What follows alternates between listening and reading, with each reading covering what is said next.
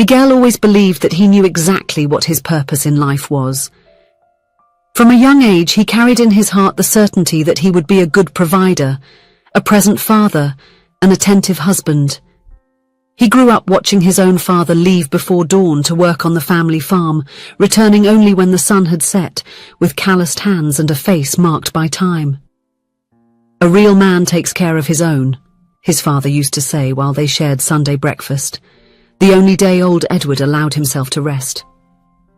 Miguel absorbed those words like a prayer he would repeat to himself in moments of doubt. When he met Clara, at a party in the small town where they lived, he instantly knew she would be the woman with whom he would build his family. Clara had brown eyes that seemed to hold all the secrets of the world, and a smile that lit up any room. She was a teacher at the local school, intelligent and passionate about literature. At that time, Miguel had already secured a promising job at a technology company in the big city 2 hours away. The wedding came after 3 years of dating, in a simple yet heartfelt ceremony. They bought a modest house in the suburbs of the big city, and Miguel made a point to commute every day for work, just so Clara could stay close to her family. When Sophia was born 6 years ago, Clara temporarily left her career to dedicate herself to motherhood. 2 years later, David came along, completing what Miguel considered to be the perfect family. The living room of their house had walls covered with photographs, Miguel teaching Sophia to ride a bicycle, David taking his first steps, Clara smiling with the children at a picnic in the park. These images told the story of a happy, united family, just as Miguel had always dreamed. At family dinners, Miguel would tell stories about the office, the promotions he won, and the compliments from his boss. Clara looked at him with admiration, while Sophia and David listened with wide eyes, as if their father were a superhero disguised as an ordinary man. For 8 years, life followed its perfect course. Miguel advanced in his career, ensuring that his family never lacked anything. On Friday nights, after a tiring week of work, he still found the energy to make popcorn and watch movies with the children. On weekends, he would take them to ride bikes in the park or visit their grandparents on the farm. It was on an ordinary Tuesday that Miguel's world began to crumble. There was something different in the air when he arrived at the office. Colleagues avoided his gaze, whispering among themselves. The entire department was called in for an emergency meeting. The company was being sold, and half of the employees would be let go. Miguel was among them. "Don't worry," Clara said that night, trying to keep her voice steady. "I have contacts. With my experience, I'll find something quickly." But days turned into weeks, and weeks into months. The resumes sent out accumulated without response. The few interviews he managed to get always seemed to end with the same phrase, "We'll be in touch." The contact never came. Clara, noticing the situation, decided to return to work. An old college friend had opened a private school and needed an educational coordinator. The salary was good, better than Clara had ever imagined. Initially, Miguel felt relieved. The bills needed to be paid after all. But there was also a silent discomfort, a strange feeling watching Clara leave for work while he stayed at home. "You are lucky, man," said Ryan, his longtime friend, during a backyard barbecue. "Staying at home, taking care of the kids, while the wife brings in the money, that's the dream." The others laughed, raising their beer bottles. Miguel forced a smile but felt as if he'd been punched in the stomach. "Yeah, now he's become the house husband," joked another friend. "Clara has become the man of the relationship." The laughter continued, and Miguel stepped away, pretending he needed to turn the meat on the grill. He looked at Clara, who was animatedly talking to other women about her new job. She seemed radiant, fulfilled like she hadn't been in a long time. "My daughter is shining in this job," Miguel heard Karen, his mother-in-law, comment to a friend while they were serving dessert. "And thank goodness, because someone needed to save this family. Miguel has been unable to get anything for months." Shame burned his face. He walked away before he could hear more, not noticing that Clara had approached her mother. "Mum, don't talk like that. Miguel has always been a man of great worth who has always provided love and care for our family. He is doing his best. I'm sure the right doors will open soon," Clara said firmly. He has been a wonderful father to the children. That's what matters now. But Miguel had already left, carrying with him only the words of criticism from his mother-in-law that he had overheard. The days at home had become a torment. Although he loved spending time with the children, each moment was also a reminder of his failure.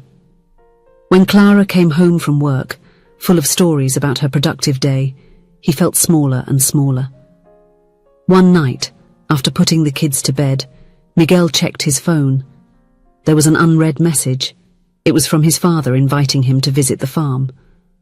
"I'm getting old," Edward had written, "and the land needs younger hands."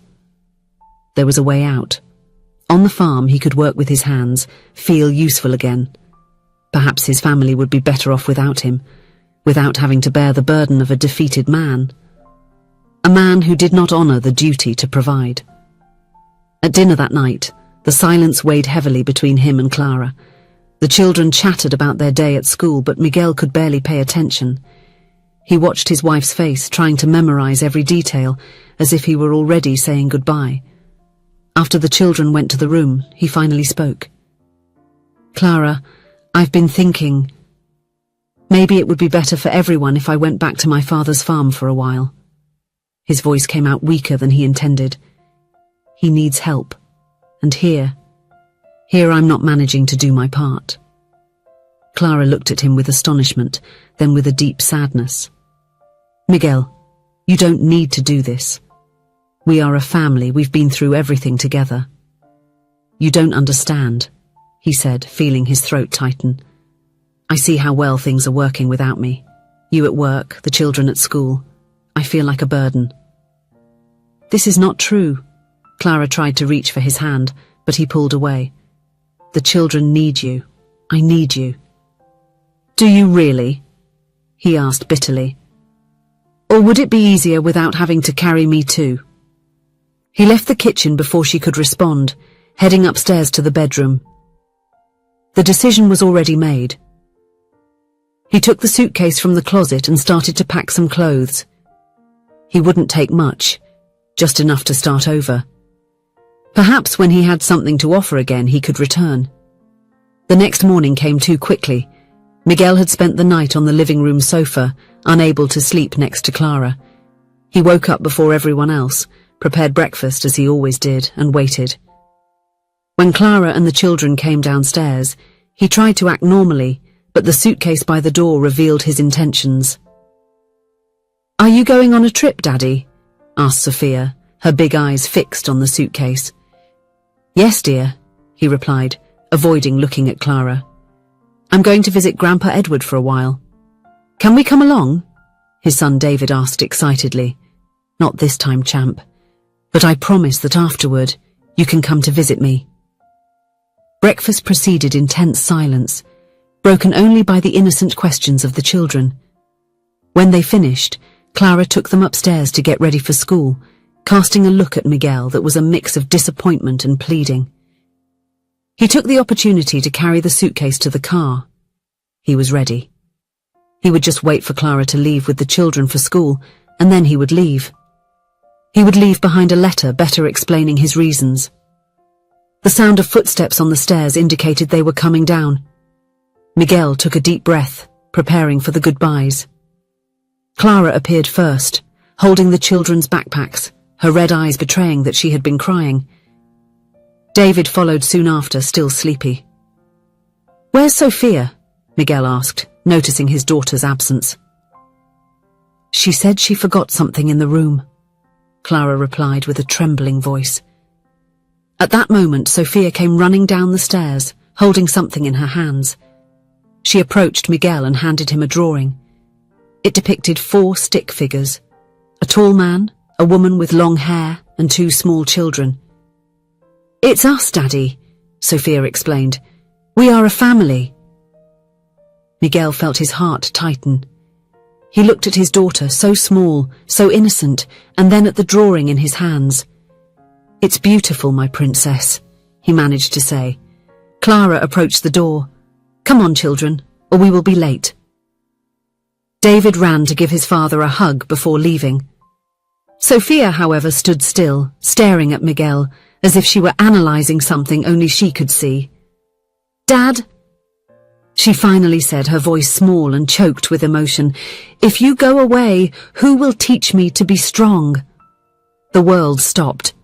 Sophia's words hit Miguel like a wave, breaking down all the barriers he had built.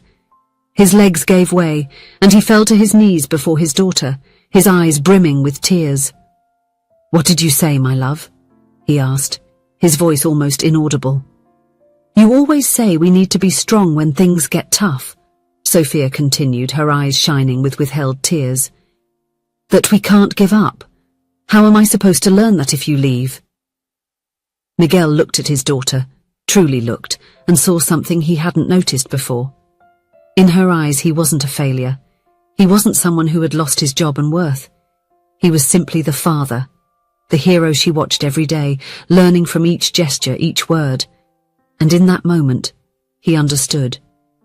Being present, even when everything seemed to be falling apart, was the greatest demonstration of strength he could offer his children. It wasn't about the job he had or how much money he brought home. It was about getting up every morning and trying again, even when everything seemed impossible. "You're right, my princess," he finally said, pulling Sophia in for a tight hug. "And I'm not going anywhere, I promise." Clara approached, kneeling beside them, with David soon joining the family hug. For a few minutes they stayed like that, united, as if the outside world didn't exist. "I think we can delay a little today," Clara said softly, wiping her own tears. "Let's talk." As the children played in the living room, Miguel and Clara sat at the kitchen table, their hands intertwined. "I never wanted you to feel this way," Clara began. "When I went back to work, it wasn't to replace you. It was because we are a team." "I know," Miguel replied, feeling the weight of shame. "But I felt so useless, so incomplete, as if I had failed all of you." "Miguel, look at me." Clara held his face in her hands. "You are much more than a job. You are the man who teaches us about persistence, about unconditional love. It was you who stayed up all night when Sophia had a fever. It was you who taught David to ride a bike, even after he fell 10 times. Miguel felt a lump in his throat. "But what about providing for the family? My father always said—" "Times have changed," Clara interrupted gently. "Providing isn't just about money. It's about time, attention, love. And in that, you have never failed." In the following days, something started to change in Miguel. Instead of seeing time at home as a punishment, he began to view it as an opportunity. He started to help more actively with household chores, plan activities with the children after school. And, in his free hours, he decided to study programming online, a skill he had always wanted to improve. A month later, he received an email from a startup seeking someone with his profile to work remotely. The pay was less than his previous job, but it allowed him to work from home, balancing work with family time. That night, during dinner, Miguel shared the news. "I am so proud of you," said Clara, squeezing his hand across the table. "You didn't give up, Daddy," exclaimed Sophia, her eyes shining with admiration. "No, Princess," replied Miguel, feeling a peace he hadn't experienced in months. "I learned from you that being strong isn't about never falling, it's about getting up every time it's needed." As he watched his family gathered around the table, Miguel thought about how close he had come to throwing it all away. In life, things don't always go as we plan. There are moments of downfall, doubt, and darkness, but giving up should never be an option, not when there is so much love to give and receive. And it was there, in the warmth of his home, surrounded by the people he loved most in the world, that Miguel found his true strength. Not in titles or salaries, but in the ability to persevere, to love unconditionally, and to be, above all, present. If you enjoyed the story, please leave a comment with a rating from 1 to 5 to show how much you liked it. Also, watch the video that is now appearing on your screen. See you soon.